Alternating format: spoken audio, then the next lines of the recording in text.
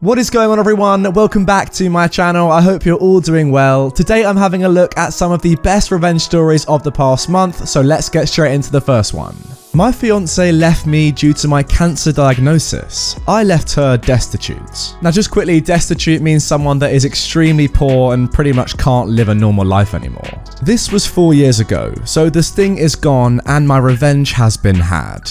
We dated for 4 years and had what I thought was a great relationship. We were both well-established professionals who both owned homes in the same neighborhood and both with daughters in the home. Her daughter was 11 and mine was 16 when we met. We had actually planned to get married, build a house and raise the two together. We planned the house build because she had recently been diagnosed with a neurological disease that would eventually put her in a wheelchair and need something ADA friendly. During the planning stages, I began doing landscape and construction projects on her home to increase the resale value. All in, I invested roughly $30,000 into the home, running everything through my side construction business for tax, permitting and resale purposes. We had a contract that payment would be made upon the sale of the home. I produced invoices for each and every project but never pushed for payments because of the prior agreements. Fast forward 6 months, we're looking at property to develop and finalizing drawings on the home when I began feeling ill. I couldn't eat, I was constantly vomiting and passing blood. I began noticing that my abdomen looked swollen, which was odd because we were both very clean eaters and were in the gym every day. So I went to the doctor and began having tests done. During this time, my fiance began having small cognitive issues and the stress of her current position was exacerbating her condition. So she took a $20,000 per year cut in pay along with a lesser position inside the company. After a month or so of different tests and a biopsy, it came back that I had a golf ball sized tumor in my stomach and would need to begin chemotherapy.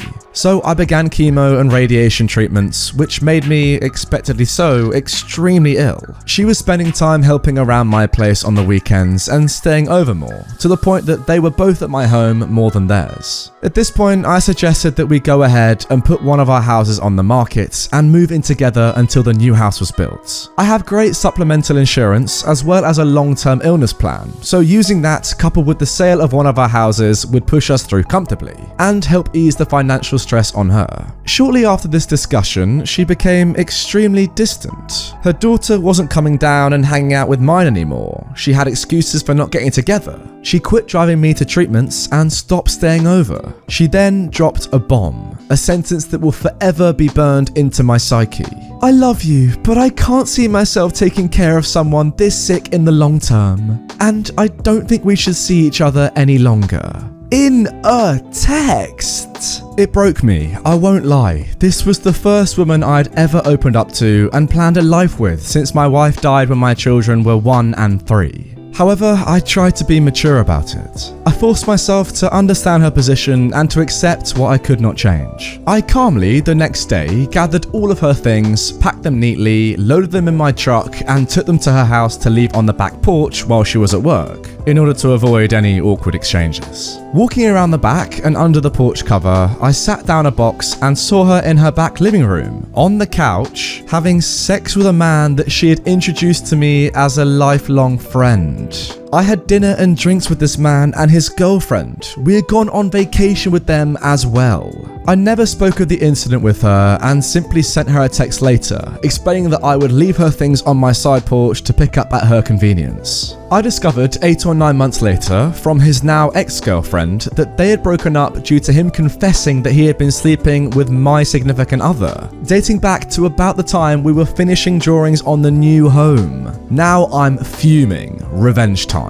At this point, I had finished chemo and radiation for the time being and was feeling healthier. I was going through some much neglected paperwork when I ran across the file that contained $32,680 in unpaid, long overdue invoices, which were promptly sent to my attorney to begin line proceedings on the home. It turns out that I couldn't have done this a moment too soon because she was set to put her house on the market. Coupled with interest over the course of what was then 19 months overdue, the invoices were hefty, That, along with the agreement of settling them when the house was sold and attorney fees, left her with roughly $10,000 after the sale of the home and settling her current mortgage. She promptly had to back out of the purchase of another home and moved in with her oldest daughter, her sister-in-law, and 2 grandchildren. She also had to leave her job and began receiving disability.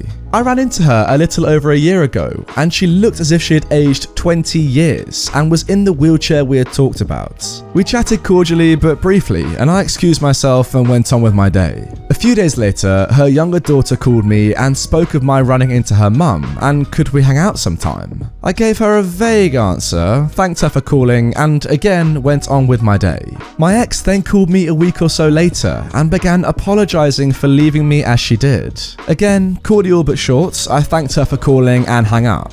She began texting, and this went on for several weeks, until once she asked me if I could ever see us rekindling what we had, to which I replied, "I can't see myself taking care of someone so sick in the long term. Remember the box on your back porch? Did you think that your lifelong friend brought that over to you from my house? Good luck to you, goodbye." I sometimes feel guilt over this, but not much and not often. Oh dude, you should definitely not feel any guilt over this. There's a reason there are 30,000 upvotes on your post. It's because it's incredible. That has got to be one of the most horrible women I've ever heard of. You leave someone as soon as they have a cancer diagnosis. By the way, he survived it. What? Do you not love the person? Like, are you just in it for money? Like, why are you even there? Oh, just a horrible thing to do. Especially when you know that you also have a serious illness which could potentially put you in a wheelchair in just a matter of years. Surely you live out your life together rather than leaving them? Oh, and then the fact as well that you've been cheating on him for 9 months. Oh, just a horrible, horrible thing. OP, your revenge was perfect. You know, I would have done exactly the same thing. Just really clever. Just, you know, going about the motions to make sure that your ex's life is going to be a bit tough for her from now on. Nothing wrong with that. I mean, she cheated on you with someone when you were about to buy a house together. Does it get much worse than that, guys?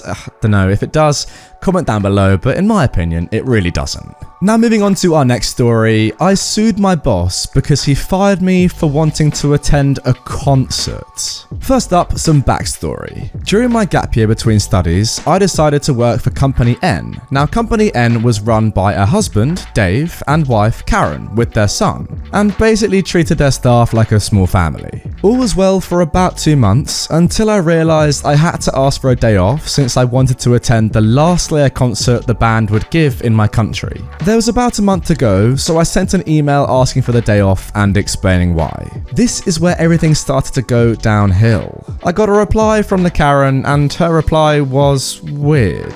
She stated that's not how asking for a day off works. I was confused, to say the least. I wasn't sure what to do. I thought she wanted a more formal way of asking, so I wrote a formal email asking for the day off. She shot an email back telling me I really had to think it through what I was doing, which made even less sense to me. But I was hopeful since I never really got a specific no. The next work day rolls around. I arrived, lock up my bike, and head inside ready for work. I immediately started looking for Dave to ask for answers. Before I could even open my mouth, he asked me, "Do you still want to go to that concert?" I didn't expect him to ask this so quickly, so I answered yes. The only thing he said back was, "Okay, take off your vest and you can go home." I was stunned, and while the words started to sink in, I looked at my colleagues who were just preparing for opening. When it finally sank in, anger flowed. I am not a confrontational person, so I simply took off my vest and gave it to Dave.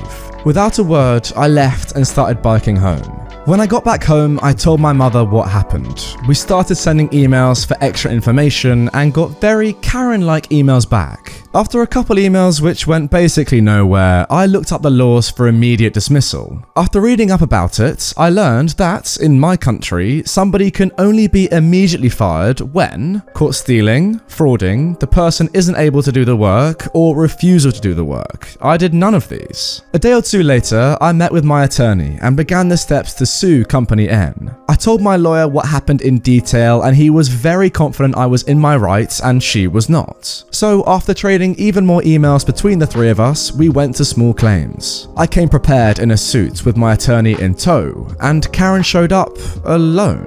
I guess she assumed she'd won because she thought she was in her right. The trial began and I was as professional and objective as I could be. Karen did the same. well, for about half of the trial. When she realised evidence was piling up against her, she resorted to calling me a spoiled brat among other things I don't know the English translation for. I'm safe to say that was the point the judge ruled in my favour. As per usual, I had to wait a month before I got the verdict black and white in the mail, but I won. It may have taken about 6 months from the moment I was told to go home to the point those 6 months of pay were transferred to my bank account, but it was 100% worth it. In the end, I went to the concert. It was the most awesome and most profitable concert I've ever been to in my life. I tell you what guys, you cannot tell me that r/ProRevenge doesn't have some amazing stories. These two today have been absolutely insane. I've loved them both. I can't believe the audacity of this company to say, you know what, even with a month's notice, you can't have just one day off to go to a concert. I assume it was annual leave, holiday anyway. Why could you not have that off? That's insane. Well, to be fair, if they hadn't allowed one day off, that'd be one thing. But then firing her for asking for the day off? That is surely too far. I mean, it is legally too far, as seen by the court case, which OP correctly won. Congratulations, by the way. 6 months of pay for doing actually no work and going to a concert? Didn't go too badly then in the end, did it? I love that at the end when you say the most profitable concert I've ever been to. I hope it was a good one as well, because, Slayer, pretty incredible band, and yeah, 6 months free pay, well done. Anyway guys, that is going to do it for this episode of ProRevenge. If you want more from this subreddit, I've got to say, I've been very impressed with these two stories. Check out the video up on screen for some more revenge content. And also, if we hit, let's go for 7,500 likes, I'll bring more revenge stories this week. If not, no worries guys, I understand. With that all being said, make sure you are subscribed to the channel with notifications on so you never miss a daily upload. And I will see you tomorrow with a brand new one, same time, same place.